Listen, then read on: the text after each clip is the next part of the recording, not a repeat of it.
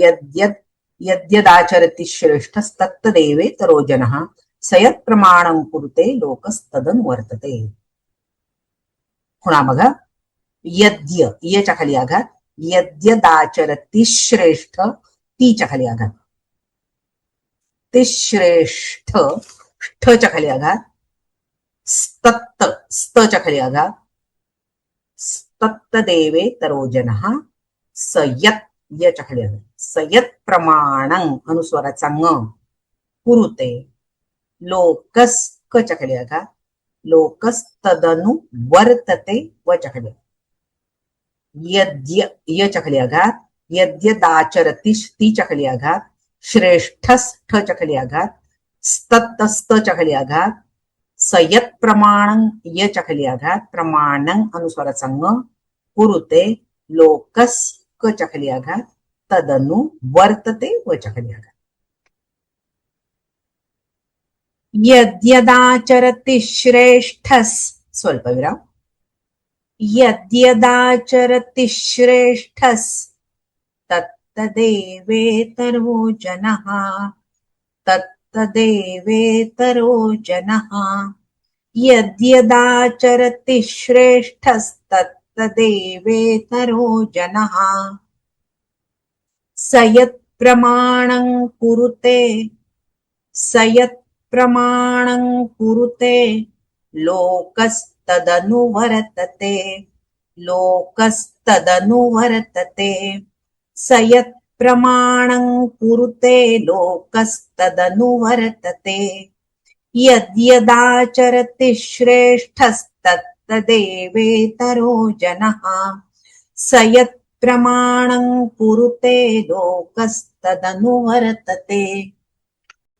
जे जे आचरितो श्रेष्ठ ते तेची दुसरे जन, तो मान्य करीतो जे जे लोक चालवितात ते. श्रेष्ठः यत् यत् आचरति तत् तत् एव इतरः जनाः, म्हणजे श्रेष्ठ पुरुष जे जे आचरण करतो त्या त्याप्रमाणे अन्य लोक आचरण करतात, इतर लोक आचरण करतात. सः यत् प्रमाणं कुरुते लोकः तत् अनुवर्तते, तो जे काही प्रमाण मानतो किंवा तो जे काही प्रमाणित करतो लोक त्यानुसार आचरण करतात किंवा त्याला अनुसरून वागतात. श्रेष्ठ पुरुष जे जे आचरण करतो त्या त्याप्रमाणे अन्य लोक आचरण करतात. तो जे काही प्रमाणित करतो लोक त्यानुसार आचरण करतात किंवा त्याला अनुसरून वागतात. भगवंत आदर्श म्हणून कोणाचा उल्लेख करतात तर जनक राजाचा उल्लेख करतात की कर्म कसं, जनकासारखे राजे ज्ञानी असून देखील कसे अनासक्तपणे कर्म करत होते. असं लोकसंग्रहमेवापि संपश्यन कर्तुमर्हसि, ते लोक लोकसंग्रहाच्या दृष्टीने कर्म करत होते. पुन्हा म्हणून तू कसं कर्म कर तर तू जनक राजासारखं कर्म कर, असं भगवंत अर्जुनाला दाखले देतात. श्रेष्ठः यत् यत् आचरति तत् तत् एव इतरः जनः, म्हणजे श्रेष्ठ पुरुष जे जे आचरण करतात त्या त्याप्रमाणेच अन्य लोक आचरण करतात, म्हणजे श्रेष्ठांचं अनुकरण करतात. सः यत् प्रमाणं कुरुते लोकः तत् अनुवर्तते, तो जे काही प्रमाणित करतो किंवा प्रमाण मानतो लोक त्यानुसारच आचरण करतात, म्हणजे थोडक्यात त्याला अनुसरून वागतात. म्हणजे श्रेष्ठ पुरुषाचं काम किती महत्वाचं आहे, जो समाजाचा आदर्श आहे, लोक त्याचं अनुकरण करतात. त्यामुळे त्याचं काम फार महत्वाचं आहे की त्यांनी काम करताना किती विचार करायला पाहिजे. कारण सर्वसामान्य माणसं रोजच्या आयुष्यामध्ये योग्य काय अयोग्य काय किंवा कर्तव्य काय अकर्तव्य काय पाप पुण्य याचा बारकाईने विचार करू शकत नाहीत, कुठल्याही गोष्टीचा सर्वांगीण विचार करू शकत नाहीत. मग काय आहे त्यांच्यासाठी, काय आहे समाजामध्ये जे श्रेष्ठ मानले जातात त्यांच्याप्रमाणे वागावं. म्हणजे आपल्याकडे जे म्हटलं जातं ना की याच्यामध्ये की बोले तैसा चाले त्याची वंदावी पाऊले, कारण समाजामध्ये असे जे आदर्श आहेत त्यांच्याप्रमाणे तुम्ही वागा. हे सोपं, अनुसरण करणं सोपं आहे. मग आता शास्त्राप्रमाणे समाजामध्ये कोण आदर्श लोक असतात, महत्वाचे श्रेष्ठ पुरुष असे म्हणजे पहिल्यांदा अगदी लहानपणापासून आपल्याला माहिती की आचार्य देवो भव, माता देवो भव, पिता देवो भव, म्हणजे आई, वडील, आचार्य आणि नंतरच्या ह्याच्यामध्ये राजा. हे 4 महत्वाचे पुरुष आहेत की त्यांच्याप्रमाणे सर्वसामान्य माणसं आचरण करतात. अगदी लहानपणी काय असतं, लहानपणी आपल्या समोर आई वडील असतात, आपण त्यांच्या सान्निध्यात असतो, त्यामुळे त्यांचे संस्कार, त्यांच्या वागण्या बघण्याचे संस्कार मुलांवर होत असतात. म्हणजे जबाबदारी जास्त कोणाची असते, आई वडिलांची. की अशा प्रकारे मुलांच्या दृष्टीने आई वडीलच श्रेष्ठ असतात. मग त्याच्यानंतर कसं आहे, हळूहळू शिक्षणाच्या नंतर मग मूल थोडं मोठं होतं, मग शाळेत जायला लागतं. मग शाळेमध्ये काय असतं, शिक्षक शिक्षक त्यांचे आदर्श असतात, किंवा आपण आचार्य म्हणू, की आचार्य जसं वागतील, आचार्य जे बोलतील, जे ज्ञान देतील, ते त्या दृष्टीने मुलांच्या दृष्टीने कोणच श्रेष्ठ, तर आचार्य किंवा शिक्षक म्हणा. की अगदी मला असं आठवतं की लहानपणी बघा, जेव्हा मुलं शाळेत जायची ना, तेव्हा आपल्या आई वडिलांनी सांगितलेलं त्यांना पटायचं नाही, बाई काय सांगतील ते पटायचं का, कारण ते जे वय आहे ना, की ते शिक्षक श्रेष्ठ. अशा प्रकारे मग हळूहळू अजून मनुष्य मोठा होतो, आणि मग काय होतो, जेव्हा तो स्वतंत्रपणे जगायला समर्थ होतो, त्यावेळेला कोण असतं, राष्ट्रात महत्वाचा कोण, राजा. त्या काळात राजा असेल, आता आपण त्याला राष्ट्राध्यक्ष म्हणू, प्राईम मिनिस्टर म्हणू, काही की जे आदर्श आहेत समाजाच्या समोर, तर लोक त्यांचं अनुकरण करतात, त्याला महत्व देतात. कारण राष्ट्रामध्ये सगळं कोण करत असतं, नियमन ठरवणं, प्लॅनिंग करणं, हे राजाचं काम. त्यामुळे त्याच्या आचार विचारांचा परिणाम समाजावर होतो. म्हणजे जबाबदारी कोणाची आहे, जबाबदारी राजा. आणि सर्वसामान्य म्हणजे यथा राजा तथा प्रजा म्हटलं जातं, की ज्याप्रमाणे तुमचा राजा तशाप्रमाणे प्रजा आहे. कारण सामान्य माणसं ही अनुसरण करतात. किंबहुना आपल्याकडे तैत्तरीय उपनिषदामध्ये जेव्हा आचार्य शिक्षक आपल्या विद्यार्थ्यांना उपदेश करत असतात, तेव्हा असं म्हणतात की जेव्हा धर्माचरणाविषयी किंवा व्यवहारात वागताना मनामध्ये जर संशय निर्माण तर तेव्हा तू काय करावंस, तेव्हा तू विचारवंत, ज्ञान संपन्न, स्वतंत्र बुद्धीचे, धर्मशील, दयाळू बुद्धीचे ब्राह्मण जसे वागत असतील तसा तू वाग.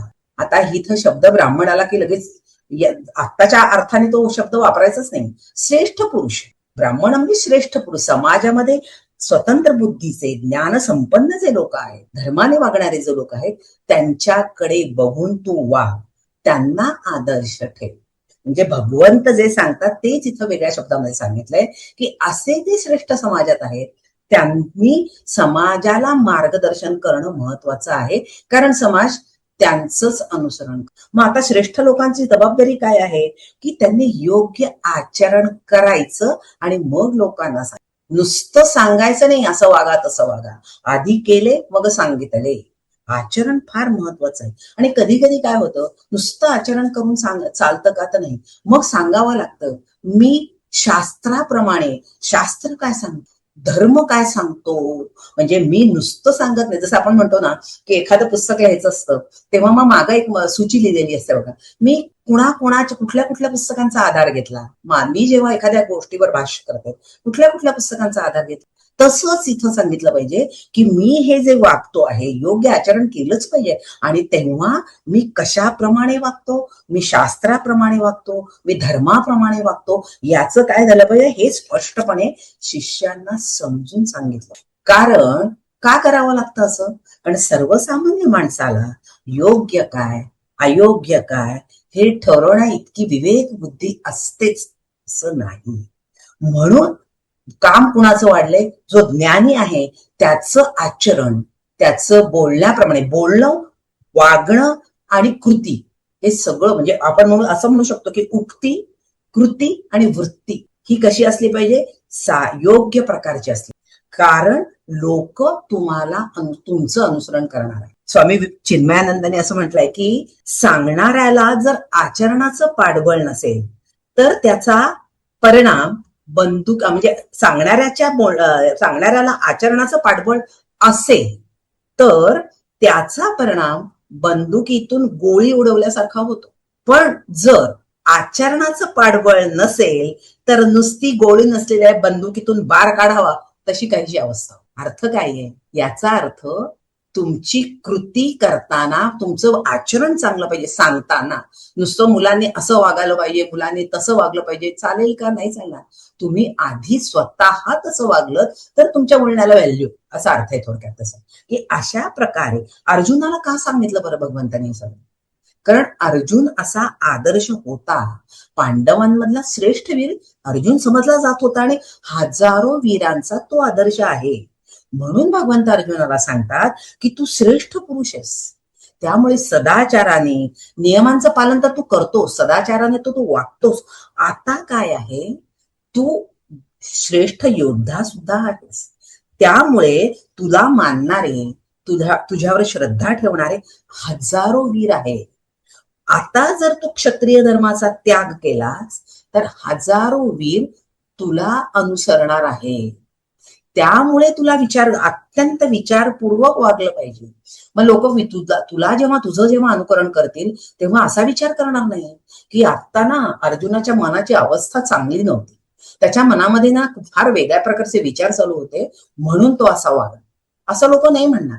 तुम्ही प्रत्यक्ष जी कृती कराल ना तीच लोकांवर परिणाम करणारी ठरते. म्हणून भगवंत अर्जुनाला का सांगतात असं? कारण तो क्षत्रिय धर्माचं पालन करत नाहीये, तो चाललाय युद्ध सोडून. म्हणून त्याला हे सांगावं लागलं की तू तुझ्यासाठी नाही तर या इतर लोकांसाठी का होईना तुला तुझं कर्तव्य करायलाच हवं. आणि अशा प्रकारे हे श्रेष्ठ लोकांचं आचरण समाज करतो, म्हणून श्रेष्ठ लोकांचं महत्व आहे. त्यांनी अशा प्रकारे आपलं कर्तव्य केलं पाहिजे. म्हणजे ज्ञानेश्वरांनी असं म्हटलंय की देखै प्राप्तार्थ जाहले, जे निष्कामता पावले, तयाही कर्तव्य असे उरले लोकांलागी. म्हणजे बघा, ते सगळे कसे आहे, जे निष्कामता पावले, निरीच्छ झालेले, त्यांना तर काही मिळवायचं नाही, तरी सुद्धा तयाही कर्तव्य असे उरले लोकांलागी. म्हणजे काय, लोकांना वळण लावण्याकरता त्यांना हे कर्म करणं प्राप्त आहे. तुम्हाला आता काहीही कशाचीही गरज नाहीये. पण कशासाठी? कारण समाजासमोर तुम्ही आदर्श आहात, म्हणून तुम्हाला ते करायला हवं आहे. कसं करायला पाहिजे? मार्गी अंधार सरिसा, पुढे देखणाही चाले जैसा, अज्ञाना प्रकटावा धर्मो तैसा आचरणी. म्हणजे रस्त्यानी आंधळ्याच्या बरोबर पुढे चालणारा डोळस कसा वागतो, तर तो त्या आंधळ्याला सांभाळून आपल्या बरोबर घेऊन चालतो. त्याप्रमाणे अज्ञानी पुरुषाला ज्ञानी पुरुषांनी आपल्या आचरणाने काय करावं? धर्म स्पष्ट करून दाखवावा. अज्ञाना प्रगटावा धर्मो जैसा. आपल्या आचरणातून अज्ञानी माणसांच्या समोर धर्म स्पष्ट करून दाखवावा. कारण एथ वडील जे जे करती, तया नाम धर्म ठेविती, तेच येर अनुष्ठिती सामान्य सकळ. या जगामध्ये थोर लोक जे कर्म आचरण करतात त्यालाच सामान्य लोक धर्म असं म्हणतात. ज्ञानेश्वरांनी फार सुंदर सांगितलं की यालाच धर्म म्हणतात आणि त्याप्रमाणे सामान्य लोक त्यांचंच आचरण करतात. म्हणून श्रेष्ठ लोकांनी तसं वागलं पाहिजे, हे भगवंताचं म्हणणं. लोकमान्य टिळकांचाच किस्सा आहे. लोकमान्य टिळक जेव्हा त्या काळामध्ये समुद्र ओलांडणं निषिद्ध मानलं जातं. समुद्र ओलांडून तुम्ही गेला की त्याचं पापक्षालन करून घ्यायला लागतं. पाप आहे समुद्र ओलांडणं. मग काय करायचं? समुद्र ओलांडून गेलं की ते पापक्षालन करायचं, त्याच्याबद्दल काय असेल ते विधी करायचे. तर लोकमान्य टिळकांना तर मंडालेची शिक्षा होती, मंडाल्याच्या तुरुंगात होते. तिथून आल्यानंतर लोकमान्यांनी शुद्धीकरण करून घेतलं. आता लोकमान्य टिळकांना याची गरज होती का? लोकमान्य टिळक म्हणजे निष्काम कर्मयोगी आहेत, गणित तज्ञ आहेत, खगोलशास्त्राचे अभ्यासक आहेत. अशा गोष्टींवर त्यांना करायची काहीही गरज नव्हती. किंबहुना कोणीतरी त्यांना खुचकपणे विचारलं पण, तुम्हाला काय शुद्धीकरणाची गरज आहे? तेव्हा लोकमान्य टिळकांनी जे उत्तर दिलं ना ते असं म्हणाले की अहो, गरज मला नाहीये, गरज तुम्हाला आहे. यद्यत आचरती श्रेष्ठ तत्देवे तरोजना, हे याचा अर्थ तो आहे की सामान्य लोक इतकी लवकर बदलणार नाहीये. समाजामध्ये ही गोष्ट आहे की समुद्र ओलांडल्यानंतर प्रायश्चित्त घ्यायचं. मग लगेचच हे सगळं भंपकपणा आहे, तुम्ही असं या गोष्टींवर विश्वास ठेवू नका असं म्हणून चालणारच नव्हतं. लोक हळूहळू बदलतात, एकदम बदलत नाही. आणि म्हणून यांनी लोकमान्य टिळकांनी तेच तर केलंय. त्यांना प्रत्यक्ष माहिती आहे आणि काहीही फरक पडणार नाहीये त्यांना, पण लोकांच्यासाठी त्यांनी ते पापक्षालन केलं होतं. अशा प्रकारे भगवंत इथे अर्जुनाला सांगतात की म्हणून तू तसं वागणं महत्वाचं आहे, म्हणून तू युद्ध करणं महत्वाचं आहे. अशा प्रकारे अनेक प्रसंगी आपण कसे, अगदी एक गंमत सांगते, एकनाथ महाराजांचा प्रसंग आहे बघा, दरवेळी आपण त्याचा उल्लेख करतो, प्रत्येक ठिकाणी त्या ह्याचा दाखला दिला जातो की एकनाथ महाराज क्षमाशील, अत्यंत त्यांच्यासारखा क्षमाशील पुरुष नाही. मग ते नदीवर आंघोळीला गेलं आणि एक यवन त्यांच्या अंगावर 21 वेळा चुळा थुंकल्या त्यांनी, आणि प्रत्येक वेळेला ते जायचे, आंघोळ करून परत यायचे. मग याच्यामध्ये ही जी सगळी खरं म्हणजे एकनाथ महाराज भ्याड होते का, असाही अर्थ लोक काय भित्री घाबरत होते म्हणून गेले, असा अर्थ आहे का नाही. ते मग क्षमाशीलतेचे उदाहरण का दिलं जातं, म्हणजे त्यांच्या अंगामध्ये ताकद होती, त्याला जाब विचारायची, त्याला फटके मारण्याची ताकद असून देखील त्यांनी ते केलं नाही. का, कारण समोर उदाहरण काय द्यायचंय, त्याला तो खजील झाला ना, इतक्या वेळात थुंकल्यानंतर तो खजील झाला. थोडक्यात त्याच्यासमोर हे दाखवायचं की असं वागणं चुकीचं आहे, अशा प्रकारचं त्यांनी वागू नये, म्हणजे त्याच्या स्वभावामध्ये बदल करायचा होता. आणि हे साध्य झालं की नाही त्यांच्या वागण्यामुळे झालं. मग जेव्हा अशी उदाहरणं देतात, किंवा अजून एक उदाहरण तुम्हाला सांगते, द्रौपदीची सगळी मुलं अश्वत्थामाने मारली माहिती तुम्हाला, अत्यंत कपटाने. ते शिबिरात झोपलेली होती, झोपेमध्ये 5ही मुलांचा वध अश्वत्थामाने केला. तेव्हा द्रौपदीला विलक्षण दुःख झालं, संतापली होती द्रौपदी. मग काय झालं, या सगळ्यांनी म्हणजे त्याला शोधून काढलं अश्वत्थाम्याला, आणि अर्जुन, भीम, सगळे, कृष्ण सगळेच बरोबर होते. आणि त्याला भीम म्हणला, आता मी याला इथल्या इथे मारून टाकतो. त्यावेळी कृष्ण असा म्हणाला की हा द्रौपदीचा अपराधी आहे, तेव्हा त्याला काय शिक्षा करायची ते द्रौपदीला ठरवलं, आणि मग तिला ठरवू दे कसं, कोणती शिक्षा द्यायची, कसं त्याला मारायचं. म्हणून त्याला धरून ते द्रौपदीकडे गेलं. तेव्हा द्रौपदी म्हणाली की याला सोडून द्या, मला जे दुःख झालं ते गुरु द्रोणाचार्यांच्या पत्नीला होऊ नये या भावनेनी तुम्ही त्याला सोडून द्या. आता किती दूरपर्यंतचा विचार बघा द्रौपदीने केलेला आहे. नाही तर सोपं होतं ना त्याला, कारण भले पुढे तुम्ही म्हणाल की अश्वत्थाम्याला तो हे आहे काय, तो चिरंजीव होता वगैरे, पण त्याला शिक्षा तर ती करू शकली असेल. मग तिने फक्त शिक्षा म्हणून काय केलं, त्याचा मणी काढून घेतला, त्याच्या डोक्यामध्ये जो मणी होता तो काढून घेतला. पण मुळामध्ये आईचं दुःख ती जाणत होती ना, मग आपल्यासारखंच दुःख दुसऱ्या आईच्या वाटायला येऊ नये, म्हणजेच यद्यत आचरती श्रेष्ठ, श्रेष्ठ लोकांनी आदर्श कसे घालून द्यायचे हे याच्यावरून काय कळेल तुम्हाला. म्हणून द्रौपदीची ही कृती महत्वाची.